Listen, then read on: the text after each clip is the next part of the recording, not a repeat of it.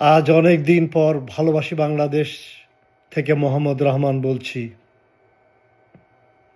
বাংলাদেশের মানুষ শান্তি চায় ও শান্তিতে বসবাস করতে চায়। ডাক্তার ইউনূস, আসসালামু আলাইকুম। জুলাই আগস্টের বিপ্লবের পর বাংলাদেশি বিপ্লবী ছাত্র জনতা আপনাকে সরকারের প্রধান দায়িত্ব দিয়েছিল, কিন্তু দুর্ভাগ্যবশত আপনি সমস্ত হাসিনা মুজিববাদী ও ভারতের পদলেহনকারীদের নিয়ে সরকার গঠন করেন এবং অবৈধভাবে চুপ্পুর হাতে শপথ নেন।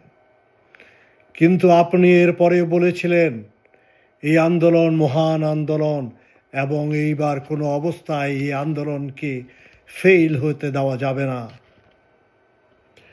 এই শহীদদের রক্তের সাথে বেইমানি করা যাবে না বলেছিলেন।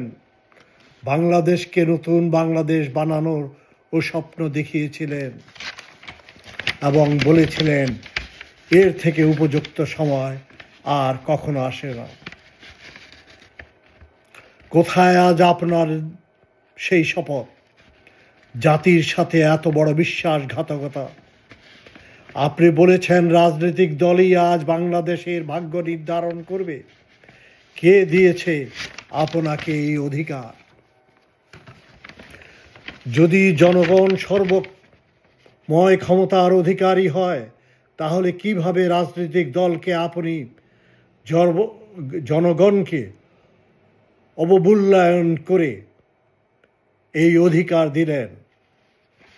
16 বছর পর ছাত্র জনতা যেই বিপ্লবের মাধ্যমে আজ স্বৈরাচারীর হাত হতে বাংলাদেশকে উদ্ধার করেছে, এখন রাজনৈতিক দলের কি সেই ম্যান্ডেট আছে?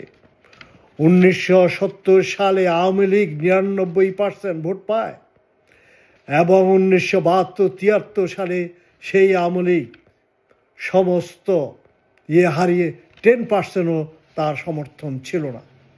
এখন বলুন, 16 বছর পর এই সমস্ত রাজনৈতিক দলের কি সমর্থন জনগণের কাছে আছে? ডাক্তার ইউনূস, আপনার বাংলাদেশের সম্মান নোবেল প্রাইজের কারণে নয়, আপনি বাংলাদেশের মানুষকে দুটি ভালোবাসার কথা ও আশার বাণী শুনিয়েছেন, তাই বাংলাদেশের মানুষ আপনাকে এই সম্মান দিয়েছে। বাংলাদেশি মানুষ, আমরা বাংলাদেশি, আমরা প্রতিবাদী, আমরা অন্যায় দেখলে রুখে দাঁড়াই, অন্যায়ের প্রতিবাদ করি। আমরা শান্তিকামী জাতি, আমরা শান্তিতে বিশ্বাস করি ও শান্তিতে বসবাস করি।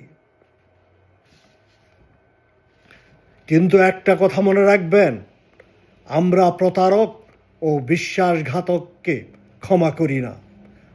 বাংলাদেশের জাতি প্রতারক ও বিশ্বাসঘাতককে ক্ষমা করে না এবং পছন্দ করে না। মনে রাখবেন, আমরা যখন বিদেশে যেখানে যাই, বিদেশে আমাদেরকে সম্মান করে, আমাদেরকে পছন্দ করে, এটাই আমাদের গর্ব ও বাংলাদেশের গুণ।